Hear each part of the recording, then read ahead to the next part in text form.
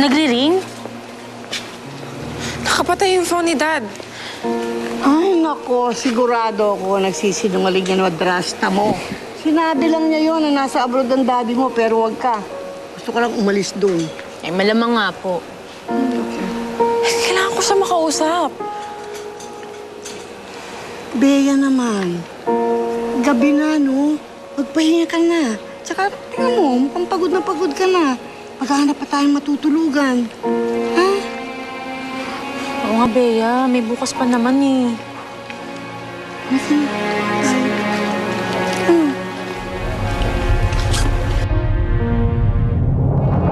Julia? Halika na. Ang tagal mo.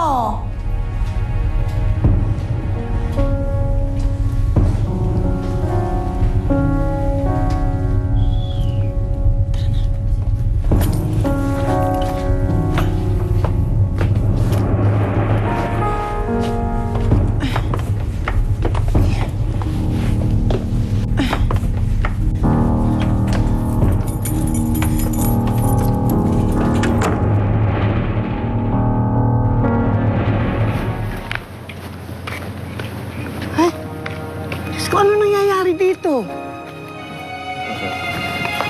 Ma'am, pasensya na po, pero bawal ho kayong pumasok. Sir, anak po ako ni Rico Guevara. Ano pa nangyayari dito? Yung daddy mo, nakidnap daw.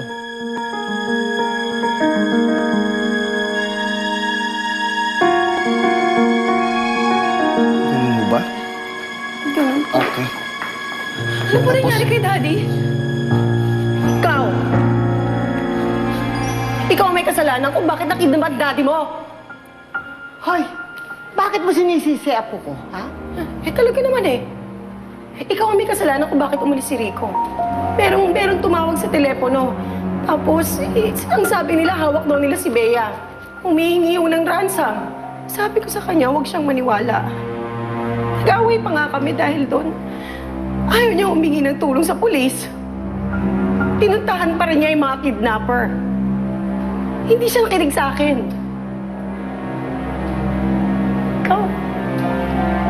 Ikaw ang merong kasalanan eh. Alam mo, pagka merong nangyari sa daddy mo, Teka lang.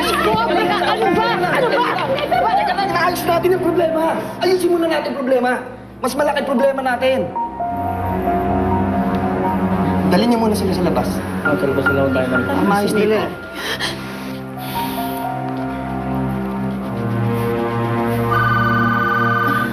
Excuse me. Pinapahalang siya kanina, ha? Ayusin mo.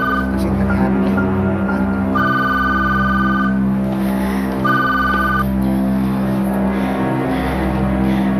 Hello? Oo. Sige. Oo, sige. Bibigay ko yung ransom money. Basta ibalik niyo sa akin yung asawa ko.